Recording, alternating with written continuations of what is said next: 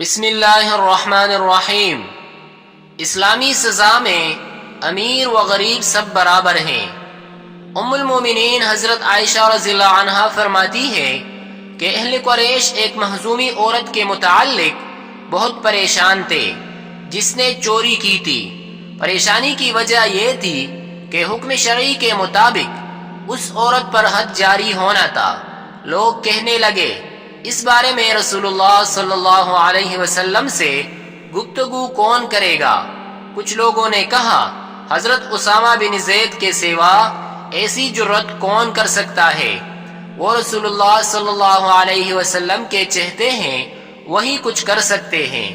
جب حضرت اسامہ بن زید نے رسول اللہ صلی اللہ علیہ وسلم سے گفتگو کی تو حضور صلی اللہ علیہ وسلم کے چہرے انوار کا رنگ تبدیل ہو گیا۔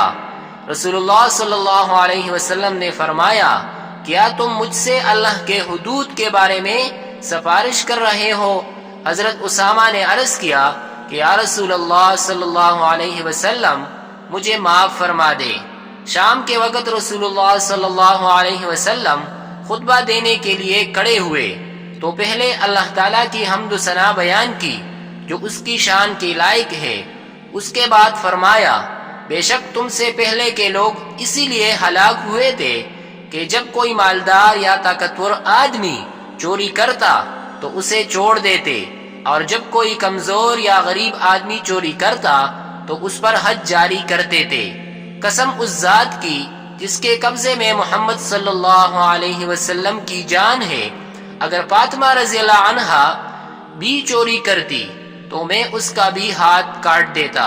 حضور صلی اللہ علیہ وسلم نے اس عورت کا ہاتھ کاٹ دینے کا حکم فرمایا۔ اس عورت نے پھر بعد میں توبہ کر لیا اور کسی سے نکاح کر کے اپنی ضرورت پوری کر لی۔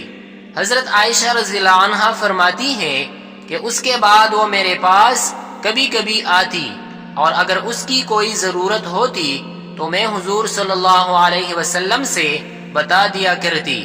فائدہ: چوری کرنا ایک جرم ہے۔ چوری کے سبب انسان کا کام رک جاتا ہے، اس لیے شریعت نے چوری کی سزا ہاتھ کاٹنا مقرر کیا ہے تاکہ چور آئندہ چوری کرنے سے باز رہے اور دوسرے لوگ اس سزا سے عبرت حاصل کرے۔